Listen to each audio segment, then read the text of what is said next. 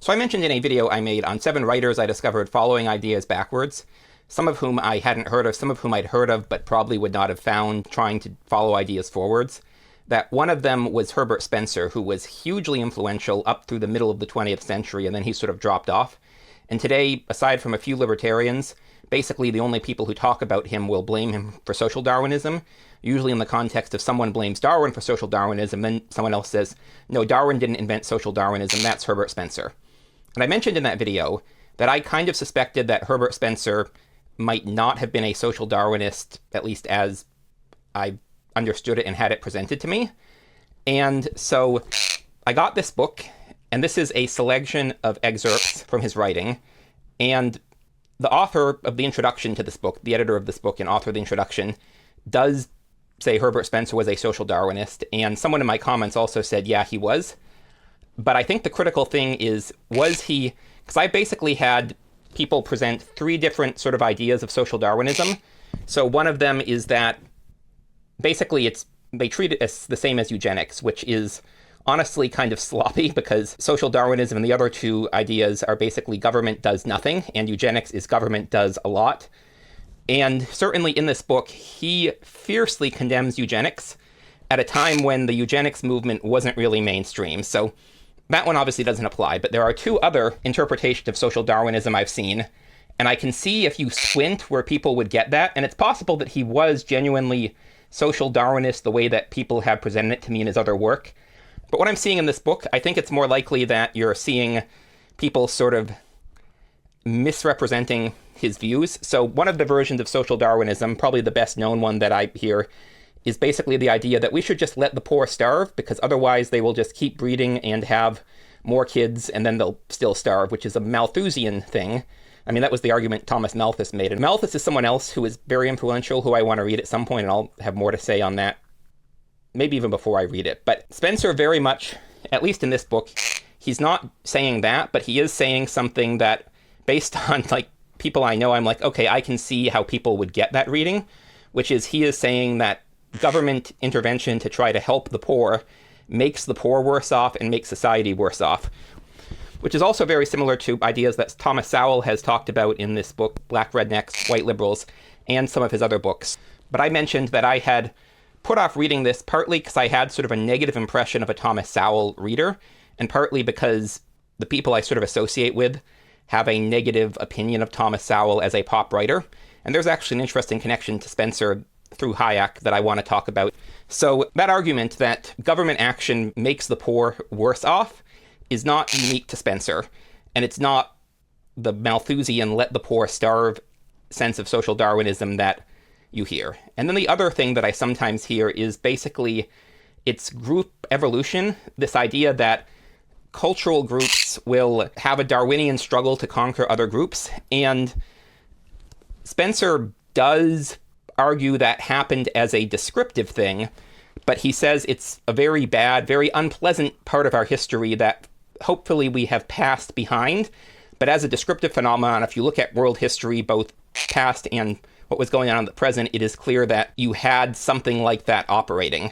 And so I can see why people think Spencer is a social Darwinist, but to me, at least based on this book, I'm pretty confident that he is not a social Darwinist in the sort of the negative sense that I was given. And I think this is sort of another example of, so Thomas Sowell talks about, he calls it the constrained and unconstrained vision here, and then vision of anointed, the tragic, and vision of the anointed. But I think this is another example of how people who adhere to the unconstrained or vision of the anointed tend to misunderstand what people following the constrained vision are saying. And so I'm telling you what Spencer actually believed, and you can decide for yourself if that is meaningfully called social Darwinism. And it's possible that in his other writings, because this is a small sample of what he's written, he actually did say stuff like the caricature of social Darwinism that I grew up learning, at least on the leave the poor to die, and history is a struggle between cultures and civilizations wiping out other groups. And then the implication with that second one is generally, because that is the view of fascism and groups like that, sort of ethno-national corporatist organizations. And so they're sort of like with the eugenics, there's sort of an implication associating Spencer's views, which say this happened as a descriptive thing. it was bad that it happened, and hopefully we have moved past it, versus the, oh, this is actually good, this is how history was, and we should try to do it, that you see with these right-wing, corporatist, whether or not you want to call them fully fascist movements. And yeah, so I would say Spencer is not a social Darwinist the way that I was taught social Darwinism, but I also don't think a lot of people were. And the first interpretation is much more consistent with the views of Thomas Malthus, although I still want to read him myself because even that might be caricatured from what I've read versus what he actually said. And then the second one is much more consistent with this right-wing ethno-nationalist, corporatist, fascist or fascist-adjacent ideology that I'm pretty confident Spencer would have opposed. As I said, he was staunchly, this is one of the most scathing condemnations of eugenics I've ever seen in this book. And I already have a video out on, I'm trying to start a publisher, and Spencer, originally I was thinking his books were going to be some of my first books, because basically what you have for options for his books are you have bad quality facsimile print-on-demand books, or you have overpriced university press editions. Like one of them is like $35, and that should not be what you're paying for a public domain book. But I had an idea for the covers that I want to pursue, but I can't do that for a few weeks. So if all goes reasonably well, he will probably not be in my first batch of books, but hopefully my second, because I'm realizing, I mentioned I want to make a video on thinkers who really hit me like a lightning bolt when I read their works, and I'm adding this book, which is just a collection of Spencer's writings, to that list as well. So when I make that video, he'll be on here too. And so the thing is, he was a really popular writer at the time, and the introduction talks about, in the 19th century, everyone knew Spencer and not many people knew Marx, and then by the middle of the 20th century, by the time this book came out, people basically knew Spencer to say nobody reads him anymore, and everybody knew Marx. And yet, so Marx is on my list of people I want to read too, but I am already pretty confident. So when you have the unconstrained vision, people are often very good at identifying problems, but then they often propose solutions that are unworkable. And Spencer's position is basically anti-social engineering. Social engineering isn't going to work, and it's just going to make things worse, which is a position that I have come around to very recently and very reluctantly.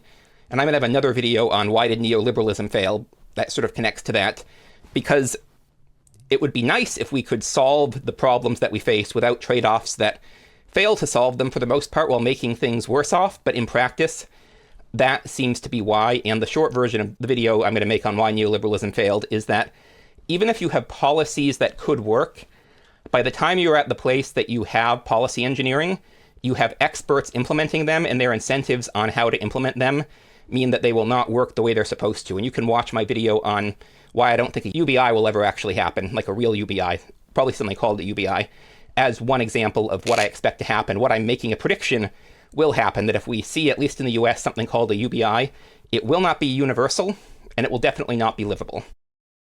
Anyways, thanks for watching. So wanted to talk about this quickly, and I'm going to have a follow-up on Spencer, Hayek, and Sowell, and then I'm going to have one on neoliberalism and one on books that I have a lot of books planned. Someone made a comment recently that you should do a drinking game about how many times I say I have a planned video, and I said, don't do that unless you have a spare liver lined up. So anyways, thanks for watching. I'm Magpie. This is Leela, and we'll see y'all in the next one.